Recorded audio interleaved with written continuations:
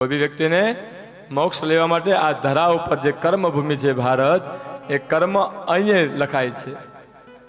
બીજા ઉપર લોકમાં કે નીચે લોકમાં ક્યાંય કર્મ લખાતા નથી. આ પૃથ્વી ઉપર કર્મ લખાય છે. દેવતાઓને દર્શન કરવા હોય તો ભારતમાં, અમેરિકામાં કોઈ ભગવાન પ્રકટ નથી થયા. અમેરિકા, કેનેડા, લંડન બધે જઈએ છીએ તો ત્યાં કોઈ ભગવાન પ્રકટ થયા છે? ના, અહીંયા ભગવાન છે. હવે એ ભગવાનની ધરતીને છોડીને આપણે ક્યાં જઈએ છીએ? વિદેશમાં, જ્યાં ભગવાન છે, જ્યાં આનંદ છે, જે ઉત્સવ છે, ત્યાં આપણે બધું છોડીને વિદેશ ભાગવા લાગીએ. કેમ કે છોકરો ભણવા ગયો, કેમ અહીંયા ભણવાનું નથી? અહીંયા ભણાવો છોકરાઓને. પણ ત્યાં ભણવા કેમ મોકલે? છોકરો કમાય ને હારવાર, ના ખૂબ કમાય. કમાતો છોકરો નથી, ત્યાં દુઃખી થાય છે વિદેશોમાં. કેમ? જો વિદેશોની અંદર માતા નથી, પિતા નથી, સંસાર પરિવાર નથી, ભગવાન નથી, ખાલી એક જ વસ્તુ છે, પૈસા. સવારે જાય સાંજે આવે, સવારે જાય સાંજે આવે, હજાર. અને ખાય છે હું ખબર છે? કોઈને પૂછો, કોઈના બી સંતાનો હશે ને એને પૂછો તો હું ખાતું? એમ કે હા મારો છોકરો તો રોજ રોટલી બનાવે ખાવું. સાહેબ, તાજું ખાવાનું તો અહીંયા છે ને, તો 15 દિવસ તું મૂકેલું હોય ફ્રીજમાં, એ કાઢીને ખાય છે. એ રોટલી ખાધી ન કહેવાય. અહીંયા ઘઉં હોય, ઘઉંનો લોટ બનાવો અને એ ખાઓ ને, એ ખાધું કહેવાય. તો લોટ અહીંથી જાય ને ફિલ્ટર કરીને મૂકી રાખે અને પછી એ લોટ બહાર કાઢે અને પછી એનો લોટની રોટલી બનાવે. શાક તો ફ્રેશ મળે. તમે જોવા ગયા ને, ફ્રેશ મળે છે.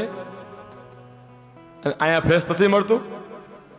ત્યાં બધું ફ્રેશ મળે છે અને સારું મળે, અહીંયા બધું ખરાબ મળે છે. જ્યાં જન્મ થયો છે આપણો, ત્યાં બધું ખરાબ છે અને ત્યાં જાઓ એટલે બધું સારું થઈ જાય. અમને તો આ જ પાણી ફાવે. તું આ પાણી પી પીને જ મોટો થયો છે. આજે લોહી છે ને, વિદેશ જવાની તાકાત તારામાં આ પાણીથી જ આવી છે સાહેબ. પણ પોતાના અહંકાર શું બતાવે? સંપત્તિનું. વિદેશ વાળો અહીંયા આવે ને એટલે સમજવાનું શું ખબર છે? શું સમજે? મેં બહુ અનુમાન માર્યું. શું ખબર છે? એને એવું છે કે આપણે પૈસા માગશું એની પાસે. લે ભાઈ પૈસા હોય તો આપને થોડાક, બહુ પૈસા કમાણો છો. એટલે એ કોઈને બોલાવે જ નહીં. વિદેશ આવ્યા, અહીંયા આવ્યા પછી બી સંબંધ રાખે જ નહીં કોઈની હારે. અને ત્યાંથી બી કોઈની હારે સંબંધ નહીં રાખે. સગો ભાઈ હશે ને તો પણ 1 રૂપિયો નહીં મોકલે. રૂપિયો કમાશે તો પણ. એ વિદેશ છે સાહેબ. તમે એમ સમજતા હો કે તમારો છોકરો ઉપર કમાશે અને તમને અહીંયા માતા પિતાને મોકલશે નહીં, ના લઈ જાહે. કેમ? બાળકો સાચવવા. કારણ કે ત્યાં મોંઘું છે બાળકો સાચવવાનું. બાળકો સાચવવા લઈ જશે, કચરો વાળવા લઈ જશે, માતા પિતાને ત્યાં ખાવાનું બનાવવા લઈ જશે અને પછી હાશ હવે શાંતિ, હવે શાંતિ કામ કરો. માતા પિતા બધું ઘરમાં કર્યા કરશે. સાહેબ, તો એવા બાળકની તમારે જરૂર છે જ શું લેવા કે જ્યાં તમને એના સગવડતા માટે તમને બોલાવે છે, તો તમારે વિદેશ જવાની જરૂર છે જ નહીં. અહીંયા રહ્યો, ખાઈ પીને મજા કરો, જિંદગીને આનંદ માણો. બસ મારા છોકરા માટે.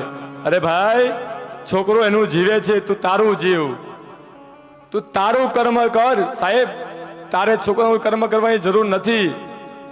છોકરો એનું જીવશે. એ વિદેશ ગયો છે તો એ એનું જીવે, તમે તમારું જીવો. પણ ના, મારો બાળક જવું પડે ને, છતાં બી બાળક જ પકડે. કહેવાનો અર્થ કે આ જે ધરા છે ભારત ભૂમિ, એ શ્રેષ્ઠ છે.